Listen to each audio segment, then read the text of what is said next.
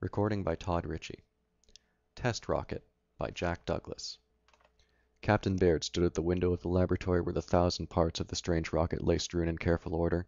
Small groups worked slowly over the dismantled parts. The captain wanted to ask, but something stopped him. Behind him, Dr. Johansen sat at his desk, his gnarled old hand tight about a whiskey bottle. The bottle the doctor always had in his desk but never brought out except for when he was alone, and waited for Captain Baird to ask his question. Captain Baird turned at last. "They are our markings?" Captain Baird asked. It was not the question. Captain Baird knew the markings of the rocket testing station as well as the doctor did. "Yes," the doctor said. "They are our markings. Identical, but not our paint." Captain Baird turned back to the window. 6 months ago it had happened. 10 minutes after launching, the giant test rocket had been only a speck on the observation screen. Captain Baird had turned away in disgust. "A mouse," the captain had said.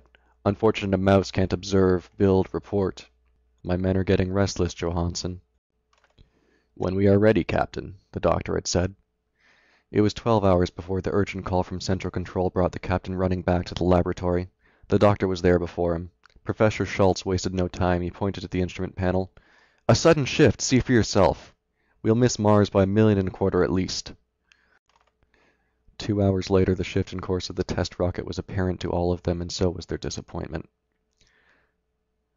"According to the instruments, the steering shifted 1/4 inch.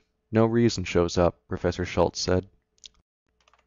"Flaw in the metal?" Dr. Johansen asked. "How far can it go?" Captain Baird asked. Professor Schultz shrugged.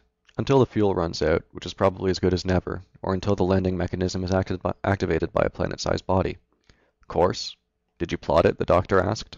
"Of course I did," Professor Schultz said. "As close as I can calculate, it's headed to Alpha Centauri."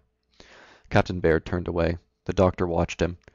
"Perhaps you will not be so hasty with your men's lives in the future, Captain," the doctor said. Professor Schultz was spinning dials. "No contact," the professor said. "No contact at all." That had been 6 months ago. 3 more test rockets had been fired successfully before the urgent report came through from Alaskan Observation Post Number 4. A rocket was coming across the pole. The strange rocket was tracked and escorted by an atomic-armed fighters all the way to rocket testing station where it cut its own motors and gently landed.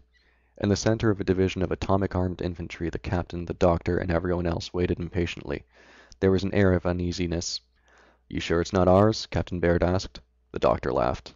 "Identical, yes, but 3 times the size of ours." "Perhaps one of the Asian ones." "No, it's our design, but too large, much too large." Professor Schultz put their thoughts into words. "Looks like someone copied ours. Someone, somewhere. It's hard to imagine, but true nevertheless." They waited 2 weeks. Nothing happened. Then a radiation-shielded team went in to examine the rocket. 2 more weeks the strange rocket was dismantled and spread over the field for the testing station. The rocket was dismantled and the station begun to talk to itself in whispers and look at the sky. Captain Baird stood now at the window and looked out at the dismantled rocket. He looked, but his mind was not on the parts of the rocket he could see from the window. "The materials, they're not ours?" the captain asked. "Unknown here," the doctor said. The captain nodded. "Those were our instruments?" "Yes." The doctor still had the whiskey bottle in his tight grip. "They sent them back," the captain said. The doctor crashed the bottle hard against the desktop. "Ask, Captain, for God's sake!" The captain turned to face the doctor directly. "It was a man, a full-grown man." The doctor sighed as if letting the pent-up steam of his heart escape. "Yes, it is a man. It breathes, it eats, it has all the attributes of a man, but is none of our planet." "It's speech," the captain began. "That isn't speech, Captain," the doctor broke in, breaking in sharply. "It's only sound." The doctor stopped. He examined the label of his bottle of whiskey very carefully. A good brand of whiskey. "He seems quite happy in the storeroom. You know, Captain, what puzzled me at first? He can't read. He can't read anything. Not even the instruments in that ship. In fact, he shows no interest in his rocket at all now." The captain sat down now. He sat at his desk and faced the doctor. "At least they had the courage to send a man, not a mouse. Doctor, a man." The doctor stared at the captain, his hands squeezing and unsqueezing the whiskey bottle. "A man who can't read his own instruments," the doctor laughed. "Perhaps you too have failed to see the point. Like that stupid general who sits out there waiting for his men to find somewhere to invade. Don't you think it's a possibility?" The doctor nodded. "A very good possibility, Captain. But they will not be men." The doctor seemed to pause and lean forward. That rocket, Captain, is a test rocket. A test rocket just like ours." Then the doctor picked up the whiskey bottle and poured 2 glasses.